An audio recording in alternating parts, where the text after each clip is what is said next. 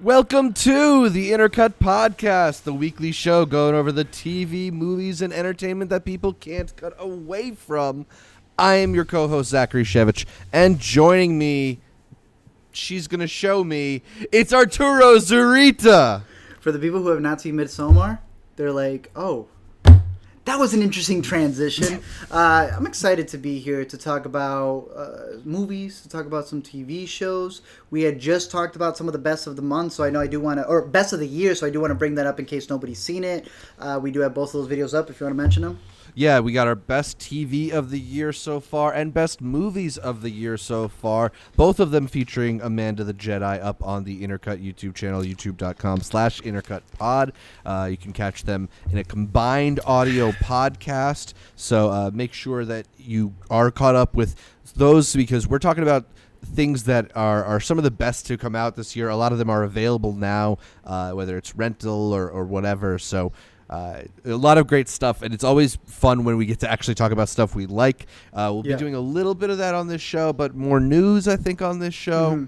But keep it tuned to the Intercut channel where we're uploading a bunch of new stuff, including Let Us Explains on Toy Story 4 and Midsommar and Stranger Things Season 3. Because when we're doing the podcast, people don't know, where do I jump for spoilers, and stuff like that. And people are listening in the car, and it's like, what are they going to do, drive off the highway? Yeah. Trying to make it a little bit easier, a little bit better of an audio experience and video experience for all of y'all. And more content as well, so we're excited for all that stuff. But Exactly. So in a little bit, we're going to talk about the new 007, Elvis Presley, and David Fincher. But first, we're going to start the podcast the way we start every week. Art, what have you been watching? Besides Midsommar multiple times, no Check reason out to our leave the Let Us house. Explain. No reason to leave the house anymore, Zach. Dark, Season 2. I finally finished it. It was during one of these recordings, where I came out with that book. I don't even know where I left it. It's probably back the in diary or whatever. I had no idea it was even from Netflix. I thought a time traveler had actually sent me a book. I opened this bad boy up and I was like, oh, I don't know what this is. I showed it to Aline. She's like, that's from the show Dark. I've been asking you to watch this for the longest time. And I was like, yeah, you and Rihanna, just watch the show. Watch the show. Watch the show. I finally watch it. Bro, have you seen this show? This show is insane. It's supposed to be 3 parts, so season 1, 2, and 3, just like another one of our favorites, Russian Doll, which is made with 3 seasons in mind.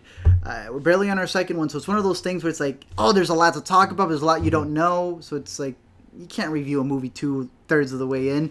It is exhilarating. The way season 2 ends is akin to, as I've been telling you, season 3 of Lost. We have to go back. Right.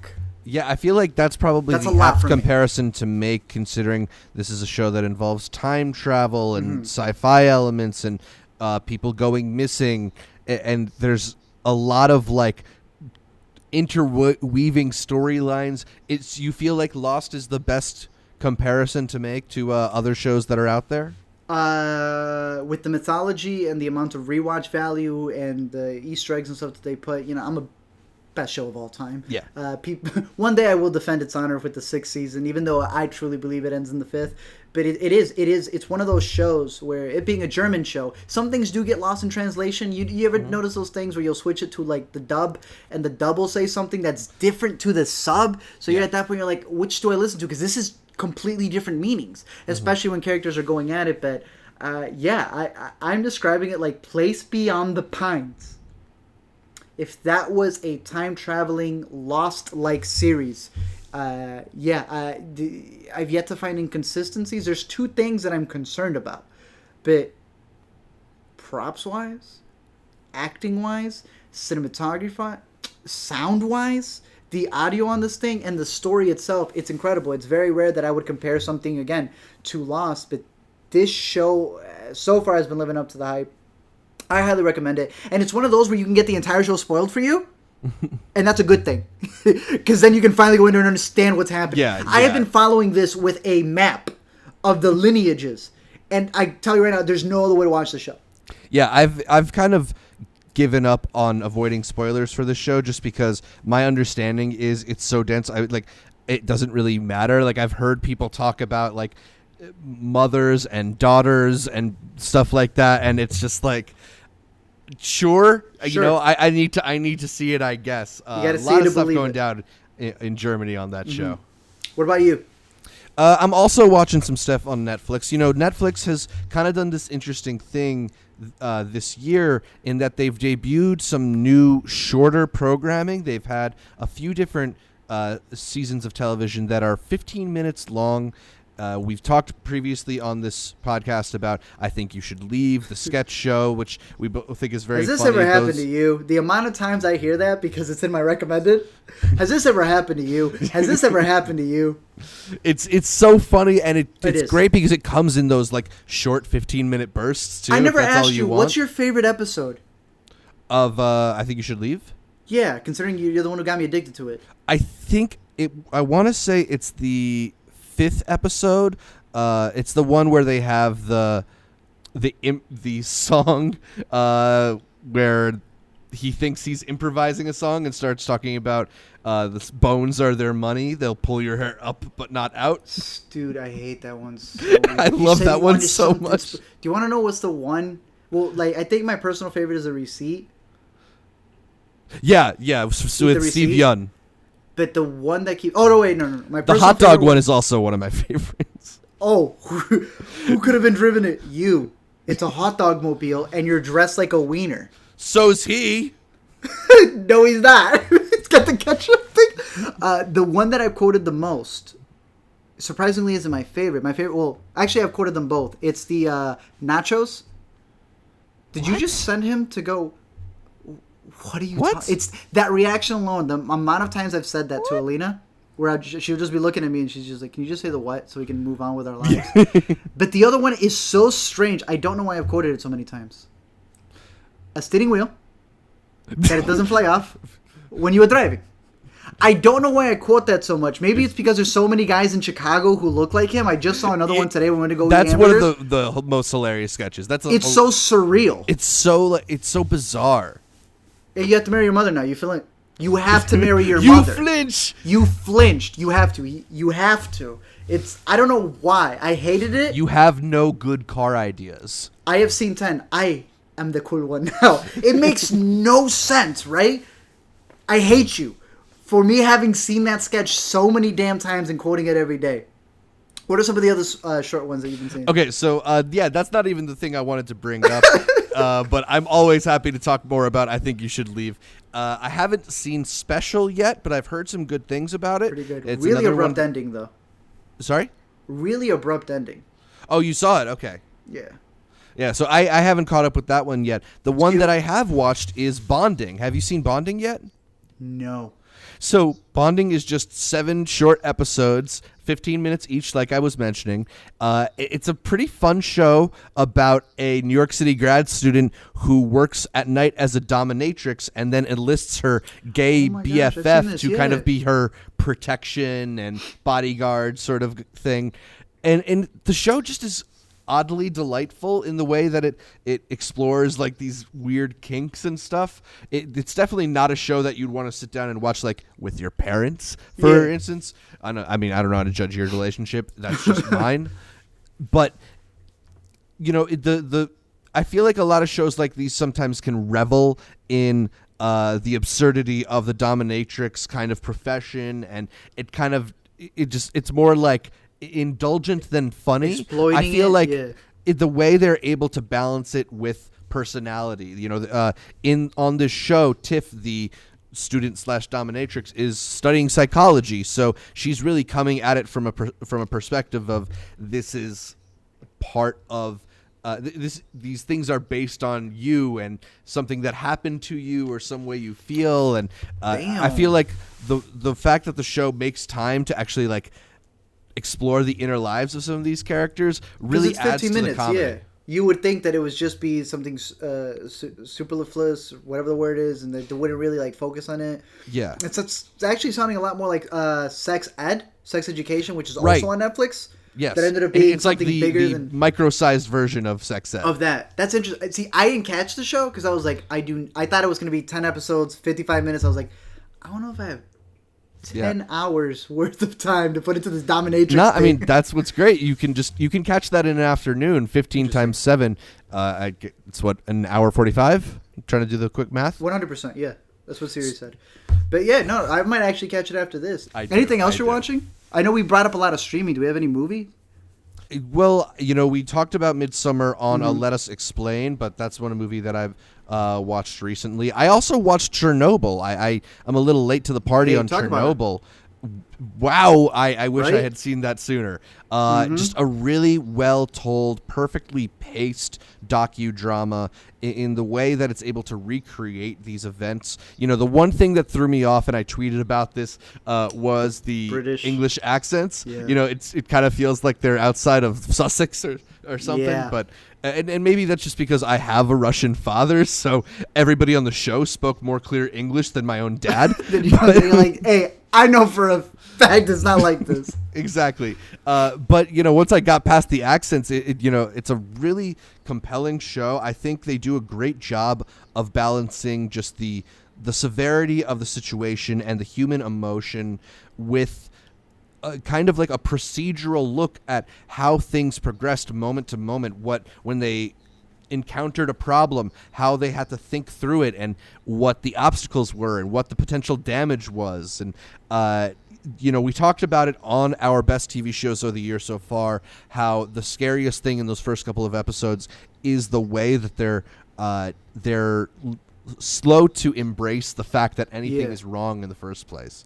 And just the consequence of events is so clearly depicted. I think it's a stunning job by Craig Mazin. I know some people have been making fun of, this is the guy who also wrote Hangovers, but that doesn't mean you're not capable of doing something great. That's my thing. He keeps going from because I saw it, and kind of like we were talking about with Midsommar, halfway through I was like, this is a comedy, guys. This is 100% a comedy. They're like, what are iodine pills? What? That's like not having French fries at McDonald's. You're right next to... it's that line between tragedy and comedy that's practically, so thin. And he does it. Yeah, I think he does a great job with it. What do you think of... And maybe there's a whole discussion that could be had with this. And I would love to have one of our... technically you're Russian, I guess. But to have more Russian people on here. Have you heard about... maybe we discuss this. Russia making their own version... Yeah, we've talked about it. I don't know if we've talked about it on the show, but the Soviet Union at the time was, of course, very secretive, as they talk about on Chernobyl, and Russia is still a country that doesn't like to admit fault. So I don't know how much of that is, you didn't tell the truth, and how much of it is just posturing and trying to help put the blame elsewhere. One of the things they really do cover well on the show is the unwillingness of the Soviet Union to kind of put shame on themselves and admit that they've done wrong. And I feel like it's more a case of that than anything else. And now Russia's like, nah. First Creed, then Stranger Things, then nah. I like how I think you had said, or someone had said, is like they were just gonna blame America. Yeah, they were just gonna blame someone who wasn't even there. Exactly. So that's what we've been watching. Let us know what you've been watching down in the comments below. Maybe we'll talk about it on an upcoming show. You can also send us an email at intercutpod@gmail.com. But for now, we move on to Yay or Nay, where we break down the latest happenings in entertainment. Starting with, it was recently reported that 5 actors were on the short list for the role of legendary singer Elvis Presley in the new Baz Luhrmann biopic. Those actors included Ansel Elgort, Aaron Taylor Johnson, Harry Styles, and Miles Teller. However, it was ultimately Austin Butler who won this role. I admit I had to look up Butler. He was a child actor on Ruby and the Rockets, as well as Aliens in the Attic. But more recently, he showed up as one of the teenagers in The Dead Don't Die, and soon we'll be seeing him play the role of Tex, member of the Mason family.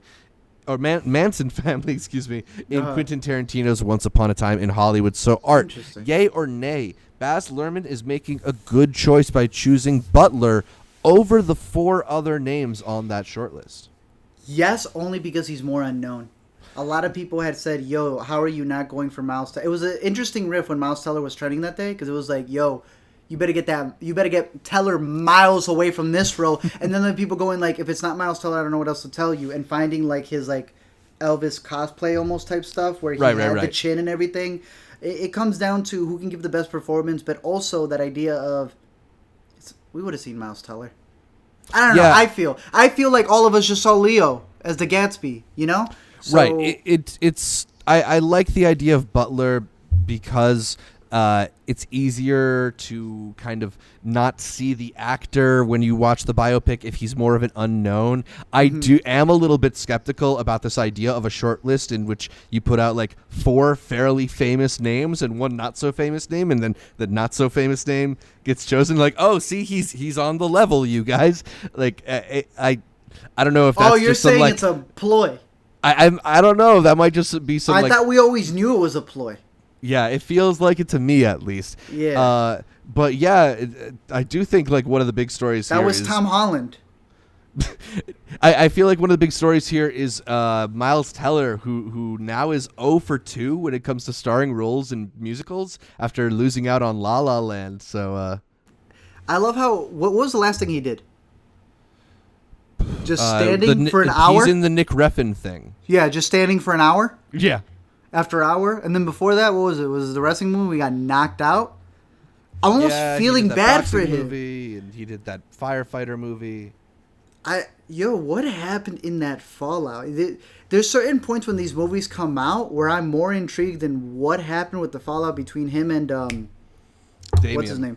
Damien than anything else, because it seems like we'll end up talking about something like that in our topic of the week, which we'll get to in a little bit. But first, we got some more yay or nays, including David Fincher, who hasn't made a movie in 5 years, but that should change soon as Variety reports that Netflix will fund the biopic Mank about legendary Hollywood writer Herman Mankiewicz, who wrote the script and won an Oscar for Citizen Kane. What's notable about Fincher's attachment to this project is that he originally wanted to make this film in the late 90s, but couldn't get the studio to agree to shoot the film in black and white. Also interesting is that the script for Mank was written by Fincher's late father, who died in 2003. Gary Oldman is currently lined up to play Mankiewicz, but Art, yay or nay, you're excited that this is what Fincher is choosing for his next project. Because consider this is a guy who was recently attached to World War Z2, attached to more Girl with the Dragon Tattoo stuff. We're both super excited for more Mindhunter coming in August. Yeah. And he was also one of the... I had just read a big report when I was doing some of the Sony stuff, his involvement with Jobs and how that fell through and stuff like that. So that just came back to mind because I've literally been recapping that. I want to say yay.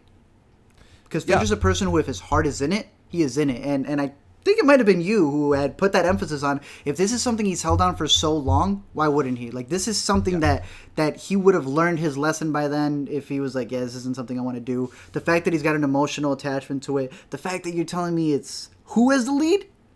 Gary Oldman. And we're dealing with Citizen Kane. I was just telling you, I was rewatching Superbad. That line hits so much different where they go, Orson Welles peaked too fast. That's so funny. Yeah. Because, I mean, that tends to happen with a lot of directors. It's like you can't come out with a masterpiece right out of the gate because it's like you get burnt out too quick. So I'm kind of interested to see what angle he's going to take with this. And on top of that, like you said, he's got Mindhunter, he's got the Robot Show, he's got a couple of other things he's producing. So, I'm happy he got it. Yeah, I'm just happy to be getting new Fincher. This isn't what I was expecting, and, I think if you want to be really pessimistic about it, your mind goes to Benjamin Button, which, while I don't think is a bad movie, is definitely like the least interesting, one of the least interesting things that Fincher has done. Have you ever seen Community? What? Community, the show Community. Yeah, what about it? Have you ever seen it? Of course. I just started watching it. I don't know why. We just started watching it, and they just don't care. Community was woke before it was cool to be woke. First episode right off the gate, they're just calling out injustices. What was the first episode? 2009? 2010 maybe? Something like that. And first season, they go, we shouldn't trust that person. Why not? They said Benjamin Button was entertaining. I was like, whoa! Right off the gate. Okay. So when you mentioned that, it's funny. Did we really not like Benjamin Button? I can't remember. I think we were impressed with Benjamin Button because Old Man Baby is really cool. But It was a stupid idea. Can we all agree? And we all took it to the Oscars and everything. Was this before or after Zodiac? I think this was after Zodiac. So you're giving him a pass. Yeah, I mean, look, when you make Fight Club and you make The Social Network and you make Seven. Zodiac and you make Gone Girl, you get a couple. And Benjamin Alien Buttons. Resurrection. You do end up getting a couple here and there. Alien Cubed, but I again, what do you think? Are you excited for it? I'm excited for anything new from Fincher. So Oh, yes, okay. and like I mentioned on Twitter, he's evolved a lot as a filmmaker since that time. So that he's still holding on to this project makes me feel like there's enough there that it's worth returning to. The idea that he's going to shoot it in black and white, his films are always very striking, so that interests me. I'm here for it. Sounds good. You may recognize actress Lashana Lynch from her role as Maria in Captain Marvel. The actress was previously announced as part of the cast for Bond 25. However, new reports suggest that Lynch will take over the role of 007 from Daniel Craig after the forthcoming spy film. Art, yay or nay, this rumor renews your interest in Bond? You want to know what renewed my interest in Bond? Carrie Fukunaga? Fleabag season and him. Oh, Phoebe Waller-Bridge? Why didn't you tell me about her before? Yo, you should know. You've been known about Phoebe Waller-Bridge. Never mentioned She's her been in once Solo. in your life. No, she wasn't in Solo. She was a robot in Solo. Okay? And she had the worst parts. And now I'm realizing that it's one of those things where it's like, Regina Hall is hilarious. Mm-hmm. But if you put her in the wrong movie and they cut around her and they don't edit her jokes right, she's not as funny. Mm-hmm. They just butcher it. Same thing with Phoebe. Yo, seasons 1 and 2 of Fleabag. Yeah. Dude, why haven't you ever mentioned it? Like, you've never brought it up, not once. Because Not you even still by haven't accident. watched Barry, bro. No, I'm pretty sure you have. I'm just... She's writing Bond 25, and I'm pretty sure it's just for the female characters, because they got, like, 3 Bond Yeah, girls I don't in know this if one, she's but- doing a full rewrite or just kind of, like, doing a punch-up. But regardless, on there. getting her hands on that. I mean, keep in mind, she's also the person who created Killing Eve, which is getting a lot of great reviews, although I know Yes. I haven't seen it. I don't think you've seen That's it crazy. either. We saw season 1, and Okay. Alina adores it. Yeah, so everybody is on the Phoebe Waller-Bridge hype train right now. That then, is like, definitely a reason yeah. to be into Bond 25. The other one, no, though, for me. I'm more into this idea, not so, like, I do think it's cool that we're going to potentially get a 007 that doesn't look like the traditional 007, but I'm also just excited at the idea of an actual passing of the torch in a franchise that, for the most part, has basically pretended that the other movies don't exist. True. My thing with this is potentially I don't feel like it's going to happen. That's it. Who's the actor again? Lashana Lynch, she was the other... Oh, wait, you're telling me it's going to be a female? Yeah. She was the other fighter pilot in Captain Marvel. And she's black. Yeah. So you're telling me we also know that Idris Elba, who I don't care. It just could be... He said no to James Bond. Oh, he did? Oh, that's even sexier. Never mind then. That's dope. He said no? He said, no, thank you. He said, y'all took a little too long. What did Jordan Peele say about the Marvel people? They can put my number away.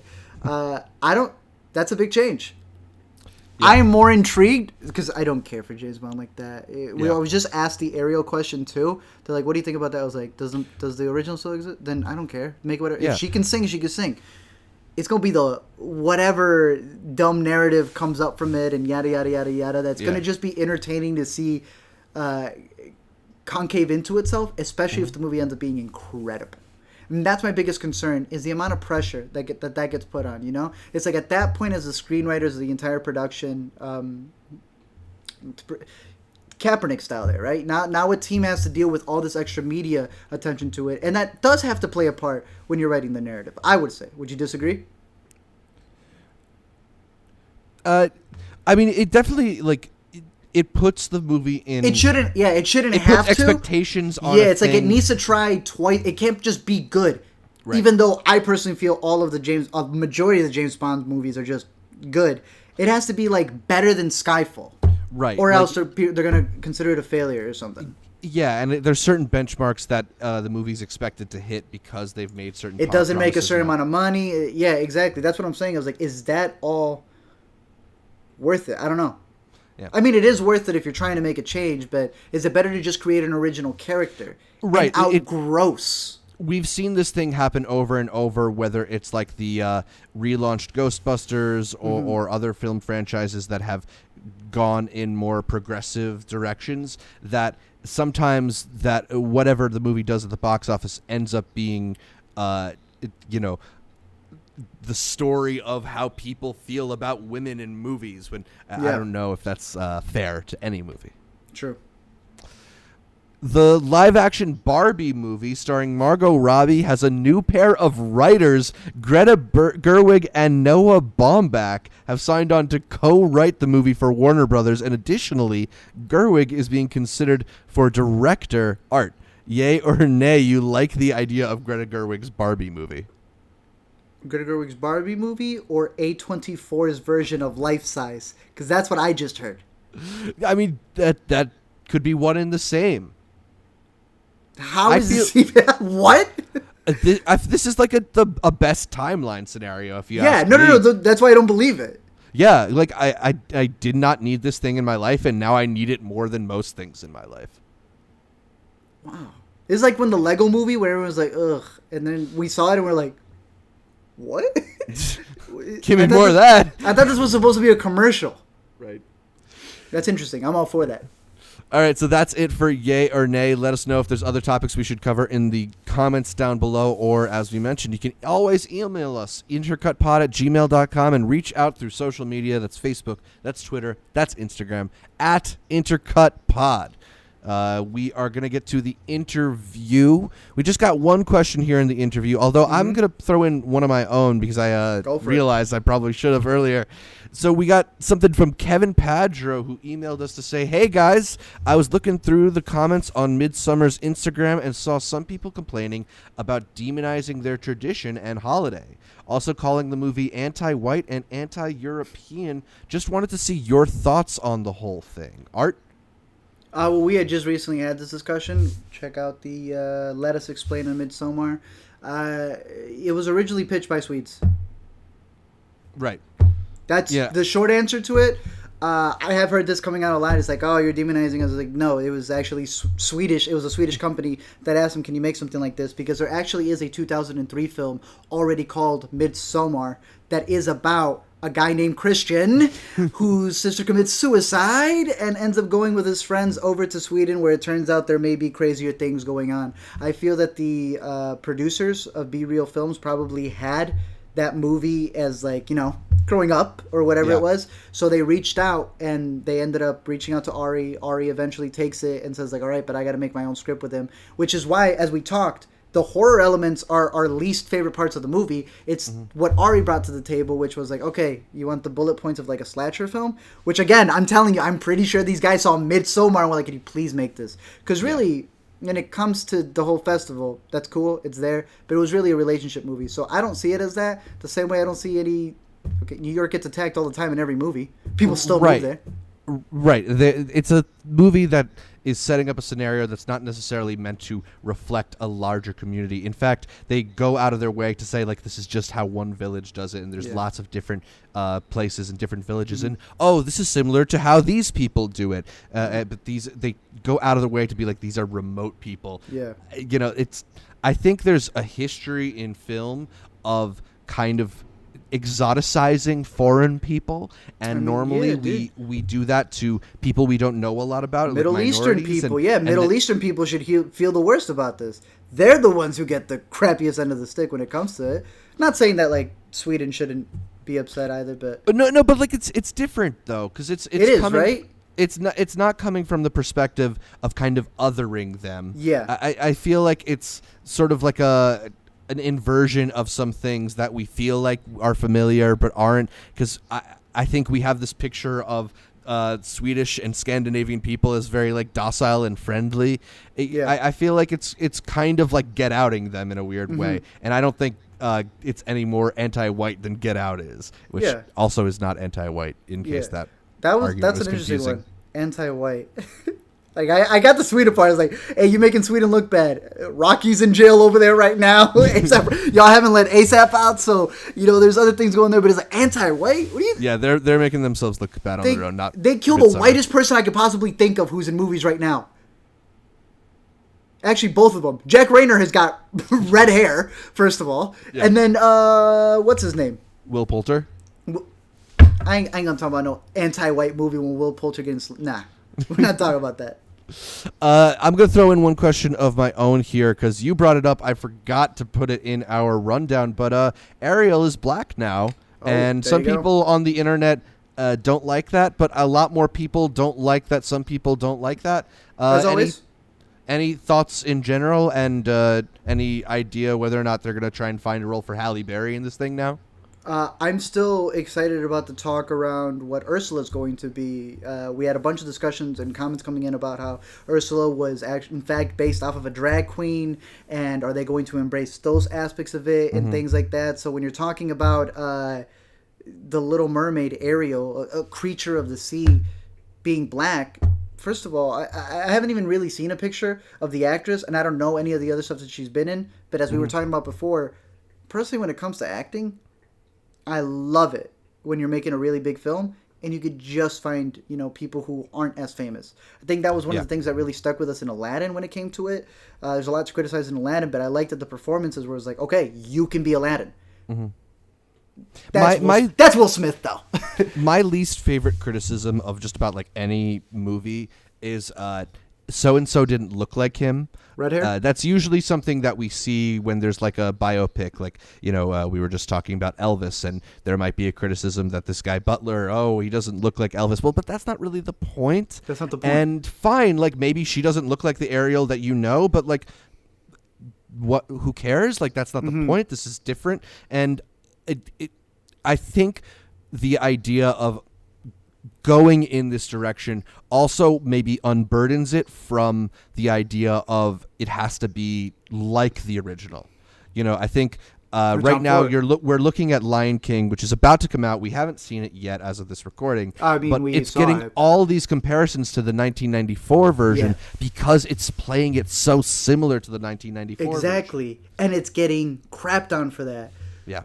So we didn't want this Ariel, we wanted the original Ariel. Gets the original Ariel. This is just the same thing. I feel like there's always going to be a complaint, and I loved what you had brought up. It's the trending thing. Why is this video trending? Says 25,000 people, thus causing the thing to become even more trending.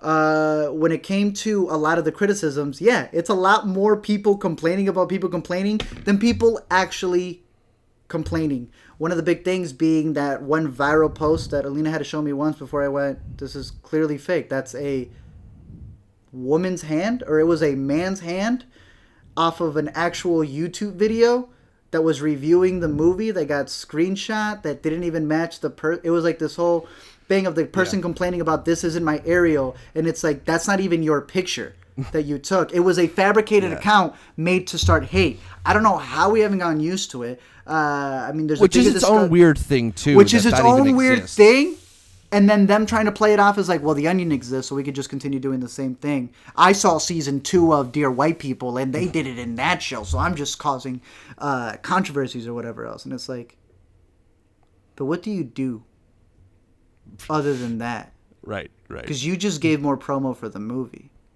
if anything.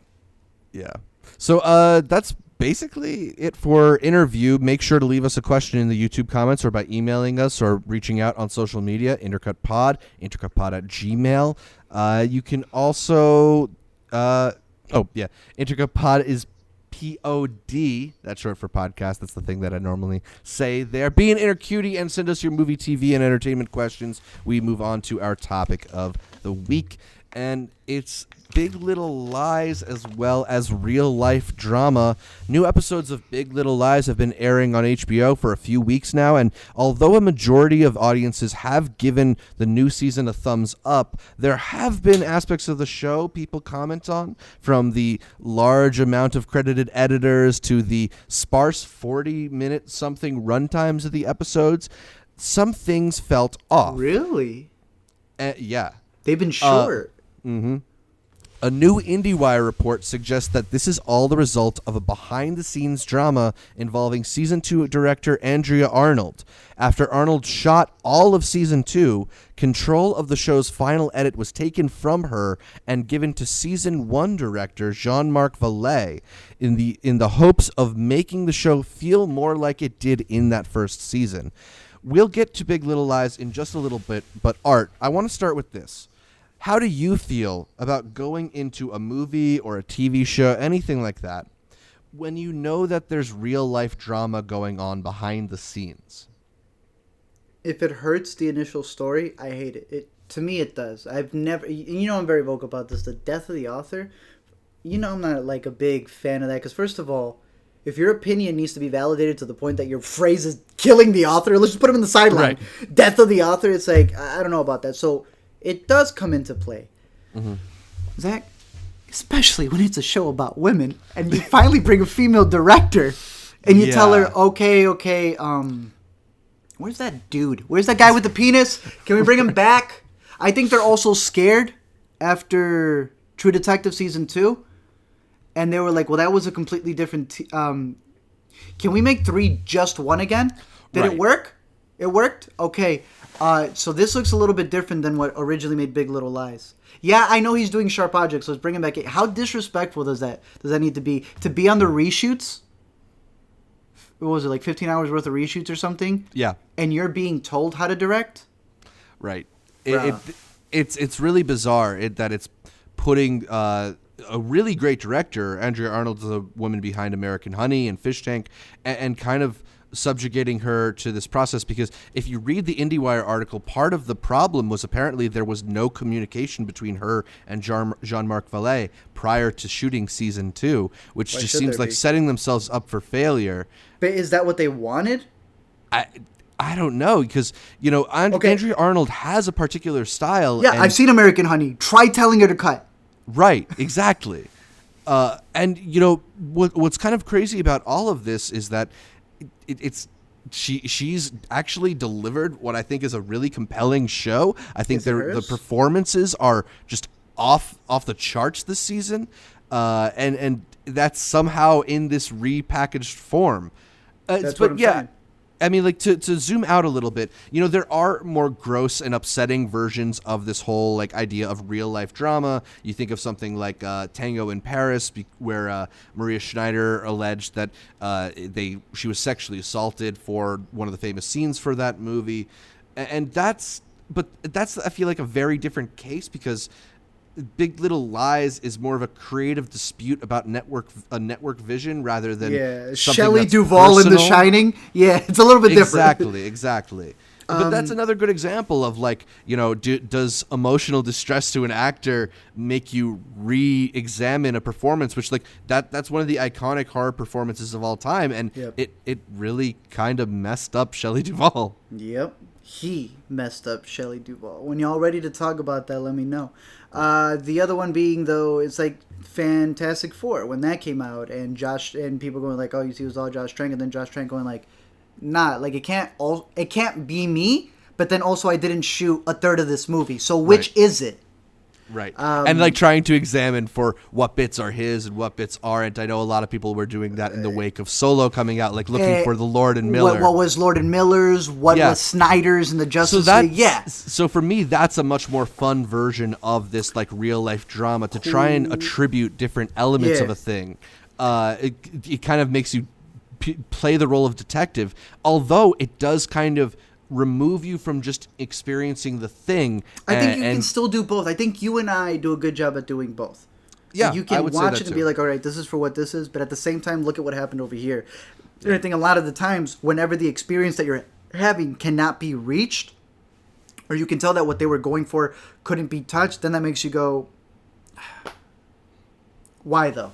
Then you come over here and it answers a lot of questions. I also believe that that's important because it adds a lot to a movie. Watching Late Night again, knowing that Mindy Kaling's mom passed away from lung cancer, makes her entire bit in the movie where she has a lung cancer, a stand-up comedy charity event for lung cancer because her father in the movie passed away from it. that hits a little different, you know? It's like, okay, well, you wrote this Totally. movie. This means something to you. Right. And in the same manner, when you get to something like this, it could take away, it could add to it. According to you, you still like this version. Yeah, I mean, it's definitely, there are moments where you see some cracks in the veneer, I would say. Particularly the end of episode 5 ends in a way that I'm 100% sure nobody intended for it to end. Okay. There's like a weird fade. That's the thing right here. Okay, yes. That's what I want to There's a talk weird about. fade to black, and it's clearly they're cutting a scene off before they meant to cut the scene off. There are moments where maybe then it does feel a little more, I feel like the best word is like amateurish, like they just didn't get it done right. But I don't feel like those moments define this season. They've been few and far between for me. When you notice that sequence that you were talking about, was that before or after the article? I mean, I noticed that it was kind of strangely edited before, but I didn't know what to attribute it to. I didn't quite, and we talked about the fact that there are 12 editors. That's why the IndieWire article, like, I was like, huh. Because that's my thing. If you talked about there being like 12 editors on an episode and how bizarre that is. Yeah. Because usually you get like 1, 2, maybe 3. And I had just finished watching an episode that cut with it cut on the climax, which I was like, this man just really cut on the climax of the episode. Yeah. That though, if you had already noticed it before your answer, the article comes out, I feel like you've already noticed it. What I don't like, and I want to ask you a bigger question after this, is if after the article comes out, oh yeah, that's right. I knew. Oh my goodness, yeah. That's like I knew that it wasn't good. That's when to me it's like you're just going with a train type of thing. Yeah, because you guys did mention these things to me, and it was interesting to go. It's like, hey, this is exactly what you guys were talking about. You noticed it. Here's the answer. Because we do that with a lot of movies, and I just wait. I get called. You're full of it. And then the article comes out. I was like, hey, well, that's right. Guess I was right. And it is super disappointing to see like a bunch of people sort of change their tone. Once we learned this type of information. They forgot to delete the earlier tweets though. The earlier review though. That's what's weird to me. Yeah, because now what gets bigger clicks was, well, the season 2 reviews weren't getting it, but this one does. And now the extra emphasis of what really should be concern of, like, this is kind of ironic, a female director being bossed around for a female show becomes, we really had no problem with the show, but we're going to overemphasize this. And yeah, that's when I really have an issue, which brings me back to the bigger question. Is that an epidemic we have now because of how fast news travels in social media? Has this not been the case forever? Reshoots have happened for all of eternity, but now we go, oh, there's reshoots? Homie, there was reshoots on the 10 Commandments starring Charleston Heston probably. So what do you think about that? I do think there is we have I don't know if it's a media literacy problem or a media communication problem in that when things like reshoots get reported, we interpret them to mean a lot of things that they don't necessarily mean. I think a lot of times, there are aspects to film production that are done for specific reasons, and it doesn't necessarily indicate something nefarious. A lot of people talked about in Big Little Lies specifically that there were behind the scenes like paparazzi photos of Reese Witherspoon throwing an ice cream cone at Meryl Streep, and they got to that scene and the ice cream cone was never thrown. So people are like, oh, they cut it out. Like, why'd they cut it out? What's this weird like editing here? It's possible that they just tried something and decided it didn't work. We don't know what they meant there. It could have just been like they did a fun take for a blooper. Like these things happen, you know? The idea that we know everything because we get a detail is the frustrating part of when things like this come to light. I think the whole Andrea Arnold situation with Big Little Lies, it informs how you can watch season 2 of Big Little Lies. It tells me about why that cut feels like it's misplaced, but it doesn't entirely change the production, which was worked on by lots of different people. Yeah. True. I mean, if the story, who wrote it? David E. Kelly. He's a He wrote longtime season TV guy. Yeah, he wrote season 1 as well. As long as and the he writes story's every there, single yeah. episode. Interesting. I mean, as long as the story is still there, then that's great. I can see why, throws an ice cream and it's like, why wasn't that in there? We automatically assume it's bad. And then an article like this comes out, and then we feel we have a reinforcement. Yes. You see? It's like you ever have someone open up the Bible to you and be like, you see, I found the verse. Like, oh, you just going to ignore the entire first half. And Right. you found the one verse that says exactly it's what you that needed confirmation bias. Exactly. I mean, it's an interesting case because we were just working on a Men in Black video where it was just like Dark Phoenix.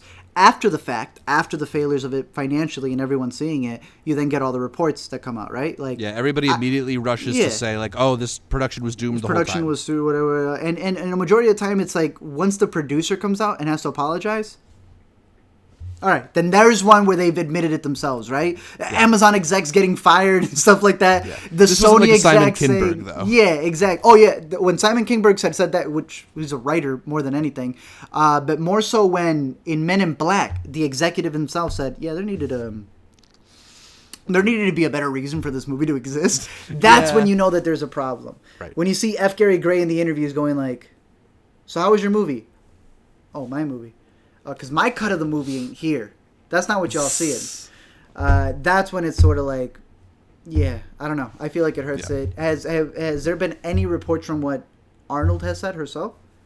There haven't been, like, things said in the press, I believe. Mm-hmm. IndieWire reported that she is devastated that the show was taken away from her. I believe devastated was the word. That to me is kind of important. Because it's like, what do we want? Because again, I don't know. Because that brings another question. Can we separate the art from the artist if something like this, does hurt you? The other sort of interesting aspect to this is Nicole Kidman and Reese Witherspoon are both producers of the show. Both of them, as well as the other main women on the show, have been promoting the show a lot and seem to still really believe in it and want it to succeed. But they all have said nothing but positive things about Andrea Arnold. So I don't know. I think we really there's still don't more know. To be said. You recommend the show, though? I would absolutely recommend the show. There are elements of it I said that feel a little bit pasted together, but you've got so much talent there. It's got one of my favorite Meryl Streep performances in quite some time. Dude, you guys have been hyping up this performance. I just see the group chat and I was like, not to mention her, Laura Dern, Reese Witherspoon. They're really good. Shailene Woodley is kind of blowing me away this year. I did not know she was quite so good as an actress. So really, you never saw Divergent? So those are our thoughts on the Big Little Lies scenario and when real life drama meets screen performances. I don't know. Let us know what you think about these situations in the comments down below. We're going to get to our final thing in the new to see. It's the pick for the week where we recommend something for you all to watch. Art, what's your pick for the week? You already know what it is. One, for the timing of the episode in theaters, since it should be expanding a little bit more from its whopping, Count 'em. 4 theaters. 4. All right? The Farewell. It should be expanding into a couple more theaters. I would highly recommend go check it out. I think it's a very interesting movie. If you can't find it in your area, then stay at home and watch this bad boy on Netflix called Dark. Those are my 2 picks of the week.